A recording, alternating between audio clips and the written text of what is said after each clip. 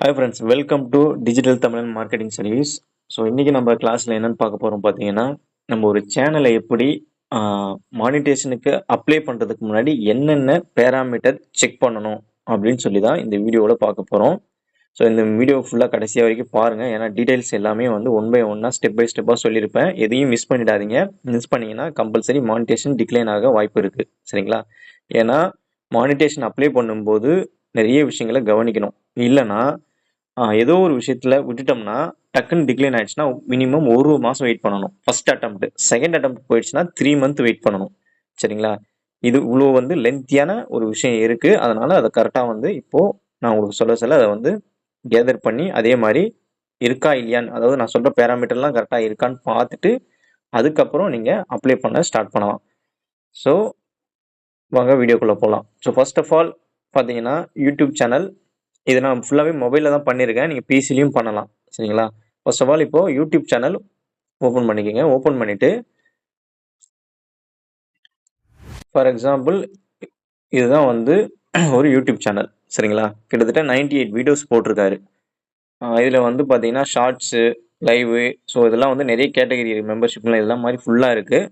இதில் இப்போ என்னென்னலாம் பண்ணணும் அப்படின்னு சொல்லி நான் சொல்கிறேன்.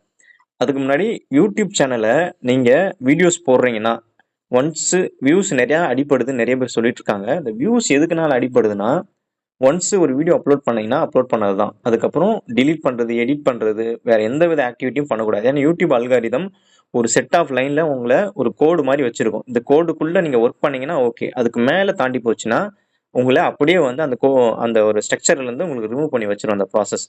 ஸோ அதனால எப்பயுமே ஒரு வீடியோ அப்லோட் பண்ணீங்கன்னா அப்லோட் பண்ணதா தான் இருக்கும். எடிட் பண்ணி டிலீட் பண்ணி இருக்கக்கூடாது. மேக்ஸிமம் டைட்டில் மட்டும் போடுங்க. டிஸ்கிரிப்ஷன் டேக்ஸ் எதுவுமே வேண்டாம். நிறைய பேர் டிஸ்கிரிப்ஷன் போடுங்க, டேக் போடுங்க, அதுவும் போடுவாங்க. நல்ல தம்ப்லைன், நல்ல டைட்டில் மட்டும் போடுங்க. அது ஒரு நல்ல ரீச் கிடைக்கும்.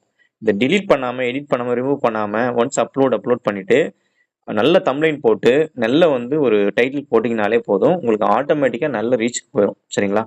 ஸோ ஃபர்ஸ்ட் ஆஃப் ஆல் இப்போ வீடியோவில் என்னென்னலாம் பார்க்கணும் அப்படின்னு நான் சொல்லிடுறேன். வீடியோவில் வந்து பார்த்தீங்கன்னா டிஸ்கிரிப்ஷன், டைட்டில் அதெல்லாமே ரிமூவ் பண்ணிடுங்க.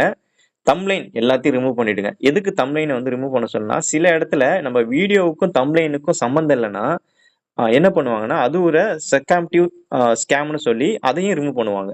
ஸோ டிக்ளைன் பண்ண வாய்ப்புகள் இருக்கு. மோஸ்ட் ஆஃப் உங்க ஓன் கண்டென்ட் ஓன் வாய்ஸ்ல போட்ட மினிமம் ஒரு லென்த் வீடியோ 5 நிமிஷத்துக்கு மேல இருக்க லென்த் வீடியோ 3 வீடியோவாச்சும் இருக்கணும். சரிங்களா? அதுக்கு மீதி எல்லாமே அதர் கண்டென்ட் அதெல்லாம் போடுங்க. ஆனா அதர் கண்டென்ட்லயும் ஃபேர் யூஸ் பாலிசி படி ஒரு வீடியோவை ஒரு 5 செகண்டுக்கு மட்டும் யூஸ் பண்ணிருக்கணும். வாய்ஸையும் 5 செகண்ட் தான் யூஸ் பண்ணிருக்கணும்.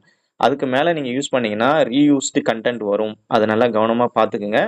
எல்லாத்துலயும் டிஸ்கிரிப்ஷன், டேகு, தம்ப்லைன் எல்லாத்தையும் ரிமூவ் பண்ணிடுங்க. ஆஃப்டர் மானிட்டேஷனுக்கு அப்புறம் உங்களுக்கு வேணும்னா எல்லாத்தையும் போட்டுக்குங்க. பிரச்சனை கிடையாது. ஆனா பிஃபோர் மானிட்டேஷன் எல்லாம் செக் பண்ணிக்கோங்க.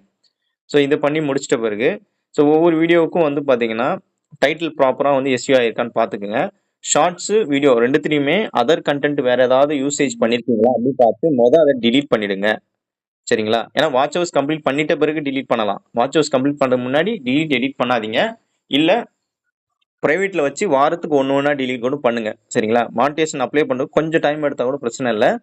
வச்சு கொஞ்சம் கொஞ்சமா டிலீட் பண்ணிட்டு அதுக்கப்புறம் அப்ளை பண்ணுங்க. லைவ், ஷார்ட்ஸு, பிளேலிஸ்ட், போஸ்ட் எல்லாத்தையும் ஒன்ஸ் செக் பண்ணிக்கோங்க. Other content, other voice use பண்ணவே கூடாது. வயலேஷன் பண்ற மாதிரி எந்த விஷயமும் இருக்கக்கூடாது. அது நல்லா செக் பண்ணிட்டு அப்புறம் ஃபுல் அண்ட் ஃபுல் எல்லா வீடியோவும் ஒன்ஸ் ஓவராலாக எல்லாத்தையும் செக் பண்ணிக்கோங்க. ஸோ இப்போ ரொம்ப லென்த் வீடியோ நிறைய இருக்குன்னா கம்பல்சரி நீங்க நிறைய போட்ட வீடியோஸ் எல்லாம் செக் பண்ணிட்டு தான் அடுத்தது மூவ் பண்ணணும்.